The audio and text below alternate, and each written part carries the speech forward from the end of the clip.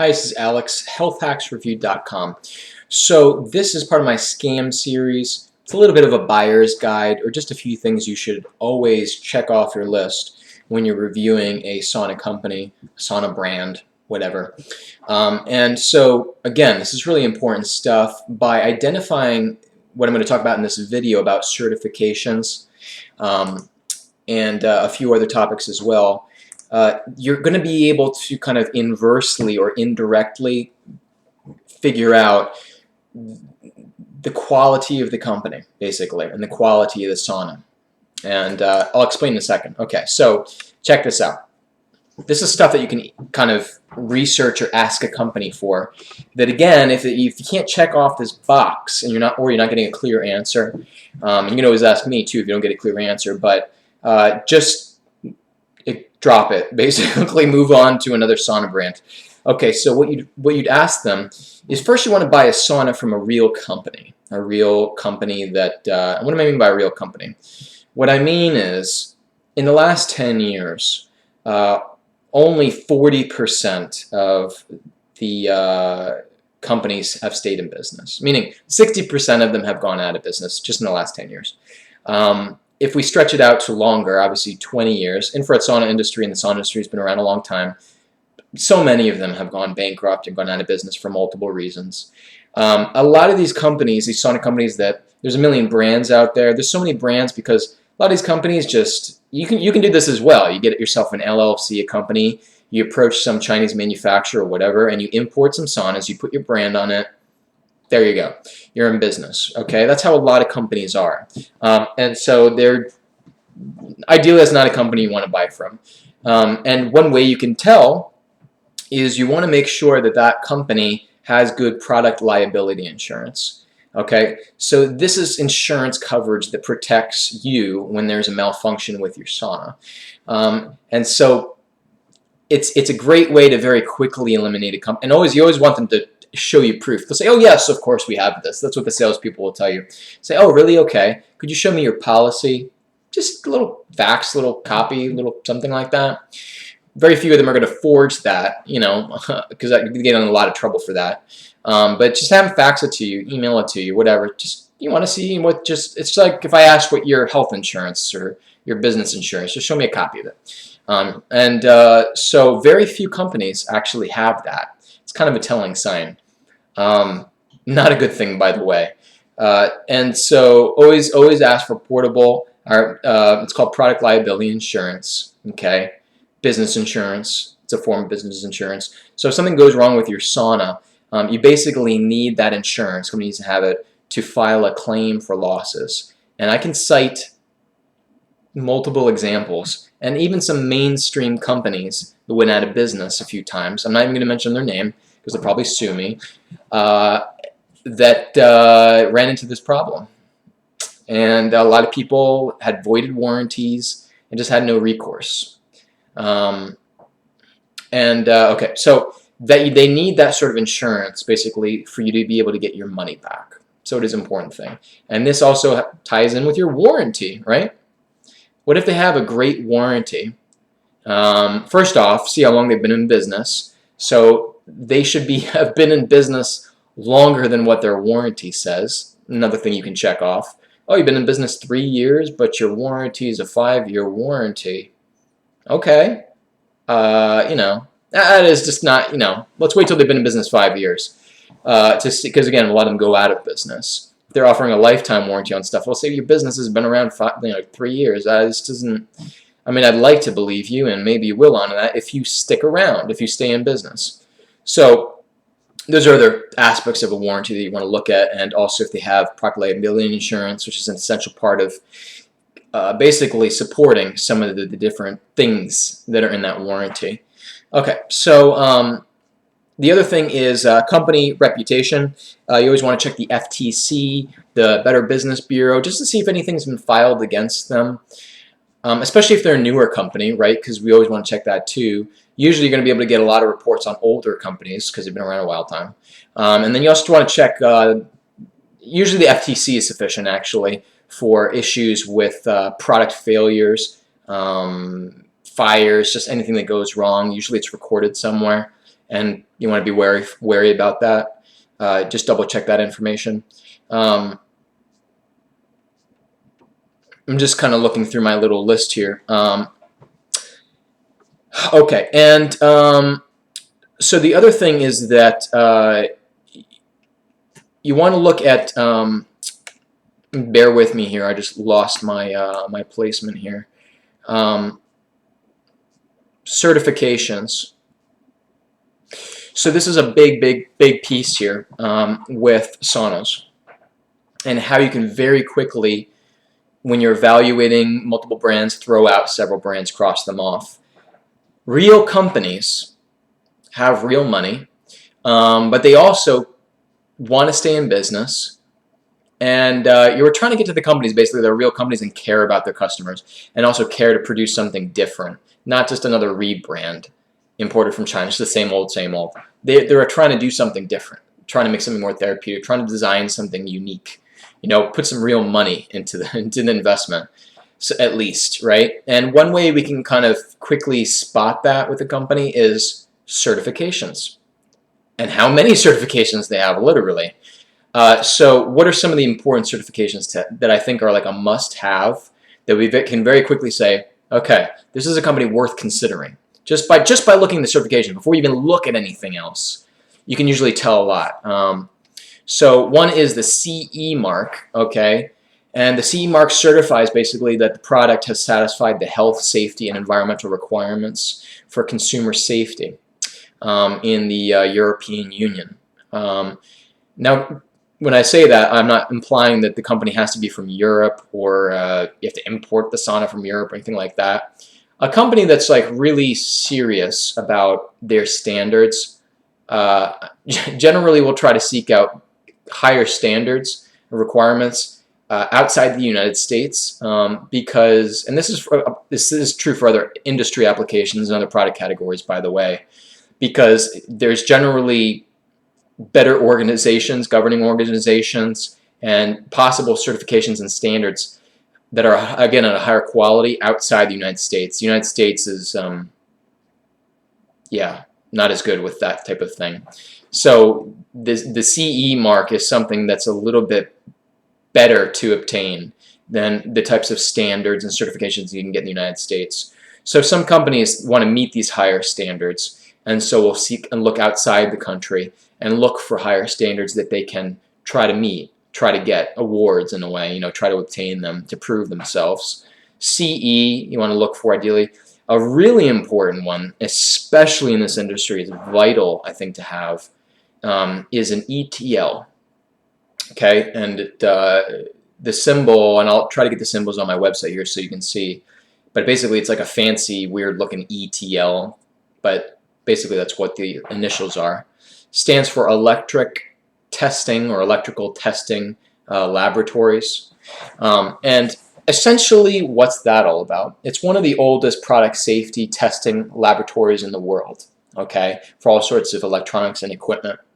This is especially important with health equipment because it involves people, right? And it was founded by Thomas Edison, by the way. And your sauna or your product in the manual and the information on the actual product itself will have like an ETL or an ETL-C marking that basically indicates that the product meets their performance and safety standards. But what are they testing? Well, what's important about that certification is that they're certifying the whole package. They're certifying the whole product. See, so a lot of saunas in the factories and manufacturers that make 95% of the saunas, these factories are better suited for making like they're better suited for the woodwork, if you will, the construction, okay? And they can produce on a construction level, like especially the wood body, they can produce things very cheaply and quickly. They're not really experts with the electrical portions, and they basically, what most of these factories do is they'll take other sorts of electrical devices and components that have been certified as okay in those other industrial applications, certified to meet, you know, that specific electrical standard for wires, you know, just for that particular item itself. But that sort of those certifications say nothing for, okay, well, what if you combine that component of that part with this part and this part and this part? It could completely change the whole sort of effect. It could be totally dangerous. And that's the truth, is that that's a common or big risk, and actually why several well-known companies and also plenty of tiny companies have gone out of business, bankrupt, because the saunas caught fire. And that would be one example of mixing together electrical components without having a good understanding, or just pairing things together that they really don't belong, that an ETL, that electronic testing laboratory, would have picked up on immediately and said, what are you doing? This is, you can't combine this and this. This is sketchy. This doesn't belong together. And so that's why you want that ETL certification, because they're going to look at all the components that were brought together to make that particular product in maybe the unique way that the company wanted to design it. And it's going to say, you know what, this is okay, this is safe for human applications, for this particular application. And very few companies have gotten that. So doesn't that make sense logically when you think about it? So it's like, okay, well, the whole thing is governed as to be safe and to work well and meet those standards. You'd almost just assume that it got that side of certification, but really most of these brands have not. It's just kind of like a mixed match of things they threw together, and that can be a little sketchy. So you may also want to make sure that you have good, fire insurance and things like that on your house. And then that's not a scare tactic. That's the history with a lot of these saunas and brands in the past. So ETL for any type of health equipment is a great thing to look for. And again, why wouldn't a company go for that, right? Well, a lot of companies wouldn't, because they're just imported rebrands in the factories. They know that they can't get that, they can't pass that ETL. That's why it's not on there. It's because they can't pass it. Can't pass it because it's a mixed match of components that really are for different, okay, this carbon wiring is really best, it's suited for putting in the floors of apartment buildings, and here it is next to, this wood shed, and it just doesn't make any sense. ETL is not going to certify that. And so that's why a lot of them don't have that certification. Not a good thing. And the other thing you want to look at is ISO 9001. What the heck is that, right? To earn that mark, a company basically has to be continually improving quality management and operating processes of their product. So again, a real company, there's a greater chance that a real company can pretty easily secure something like that, and would want to. They would want to constantly improve their product if they want to stay relevant. I will throw this out there. There are also a lot of real companies in alternative equipment. They don't care. They just don't. They have no interest. They made their product 15 years ago, 20 years ago, and whatever. They're all about making as much profit as possible and selling as many as they can units, and they haven't improved that thing in forever. I'm talking about even medical devices, by the way. So there actually are a lot of real companies, kind of in a way, that don't have that marking and don't care to keep on improving their processes. But when you see that marking, you can't just get that certification by sending in $1,000, and filing for it. There has to be some actual steady improvements consistently to maintain that certification. So it's also not something that you can just obtain and then that certification stays good for like the next 25 years you're in business. Some certifications are like that. But if you start to make changes with your product and things like that, it's showing them that they're actively monitoring and improving. So you have to keep on maintaining.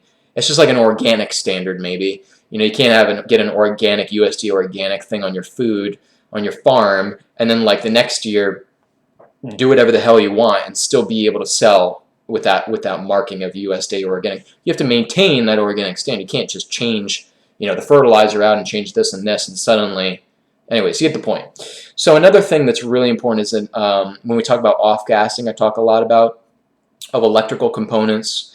Off-gassing toxic chemicals electrical components is more common than wood components, but also the wood components too, depending on if they've been treated after milling with synthetic compounds. So is there a standard or certification that a company can obtain that basically proves and says 100% the electrical components, the wood components, anything in there is not off-gassing, hazardous substances, VOCs, all that kind of stuff. Absolutely, there is a certification for that, and that's ROHS is what you're looking for. ROHS, and it's got a little symbol you'll see with a little orange checkbox on it. A product that is granted the ROS certification has met the requirements for this program that restricts the use of certain hazardous substances in electrical and electronic equipment. So again, that's the biggest exposure to off-gassing with products around the home, I would say. It could be coming out of the motor of your blender. A big common one was big computer monitors. Not so much with flat screens as much nowadays, but older TVs with the bigger box in the back, or the monitors with the bigger box in the back, tons of stuff comes out of there. Comes out of a variety of different electrical equipment.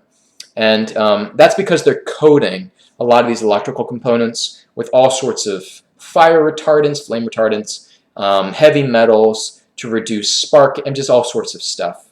That's cheap for them to do, the manufacturers, and basically by doing that majorly reduce the chances of possible disasters. Usually, friction and fires and things like that. So it keeps their insurance down because they have less incidences. But then you have all that off-gassing, and it's harmful to the consumer, ultimately. But again, most of those companies don't care because that's not their job. It's just to produce those electrical components. Then whatever companies are buying their electrical components and are using them in their products, the whole off-gassing bad to the consumer thing is more like the company's responsibility because they're using it then for human use in these other applications. So anyways, the other marking is GS. The GS mark indicates that a product has passed safety tests that is of high quality and exceeds legal standards. And there's the thing to pay attention to is exceeds legal standards. Most companies in this industry and other industries are, from an insurance standpoint, they're always looking at with their lawyers, they're always looking at their risk profile. And they're looking at, okay, what are our, what kind of problems have we had in the past? What's the biggest risk to going bankrupt? What do we have to do with our product to mitigate risk, but to maximize profit margin? Capitalism. And so that's really how most companies operate and look at that. And all companies have to do that. But the point is, some companies are really all about like, all right, how do we really maximize the profit margin? And so, to just get away with, meeting those legal standards. So, if we ever were dragged into court and sued, we'd probably win, right? That's the way they're really thinking, and how they write up the terms and conditions and all that kind of stuff, right? So you want, with that standard, so the GS mark is saying like, there, of course, the baseline legal standards, and that's all related to insurance, where it's tied in, okay? There's standards that go above that. It's like saying this company did more than meet the minimum legal standards, essentially, in a variety of different criteria. And you can look up that organization that certifies that and say, okay, and actually figure out what are those standards that they have to meet in terms of quality and things like that and safety. That's just, again, something that we want to see. If you think about it, if you don't see that certification, that could mean that the company is just meeting the legal standards, right? As minimum, and they want to maximize their margin as possible. Absolutely, a lot of companies, yeah, that's right on, that's spot on. It's not always the case. Some companies just don't get the GS, they just don't get the certification, but they're exceeding the standards greatly. So it's not always 100%, but when you start to see a lot of the certifications missing, you can usually assume a few things. So this is just a quick way to basically start to say, basically you look for these certifications as a quick way to eliminate quickly some companies, or that flag something in your mind and say, oh, I need to look at this company a little bit more carefully.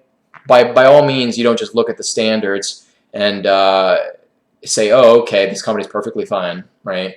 Because we still have to evaluate the company on a lot of other criteria to say, is this going to be the best brand for me? Which is what all the other information is about, okay? But, and again, there are some exceptions, a couple companies or whatever, that don't have all the certifications, but still are producing one of the best quality products and are a serious company about quality all across the board and safety, all that kind of stuff. Obviously some exceptions. It's just like food quality products, farms, things like that have above organic standards, but they didn't bother seeking out the organic stamp, the organic certification process. Just didn't go through it. But their standards far exceed the organic standards. There's some exceptions to the rule, but 95% of the industry, you can assume a lot of things if they're missing a lot of the standards. But again, real companies that usually possibly care more will actually seek out these certifications. Anyway, so that's pretty much it. Kind of became a long video, but it's an important thing to kind of look at. And I'm just double checking a few other things if I left anything else out here. For those, again, who are chemically sensitive, definitely look for that ROHS certification. It'll rule out a lot of the off-gassing of things like aluminum, lead, iron, styrene, zinc, boron, barium. These are some of the common things you might experience as off-gassing in a sauna. Tier 3 saunas always, or usually never have an ROHS standard. A few of the Tier 2s have it. But anyways, if you have chemical sensitivities, always look that the sauna, it does have that ROHS certification. And a lot of people do get these who have big immune suppressed conditions, things like that, Lyme's disease, whatever it is. And let me just double check here too.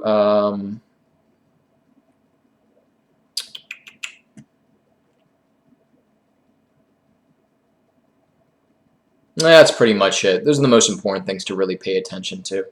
But yeah, if you take a look at just kind of this portion of it, and again, you can always ask me if you don't feel like doing all this homework. But what I've shared with you is basically an important thing to apply to all sorts of health equipment, not just infrared saunas. So this is some good stuff to look into. And on my website here, you will see those standards, like this little symbols. And again, not all companies will have it on their website, or sometimes they don't even put it on their products, which is stupid. So you always want to ask and just do a list and say, hey, are you certified? Do you have any certifications with any of these different organizations or whatever, testing centers? If you do, could you just send me a copy or proof or something like that, your registration? So sometimes it's a good idea to always ask, even if you don't see it per se. Some companies are just stupid with marketing and that they should advertise the fact that they do have those certifications.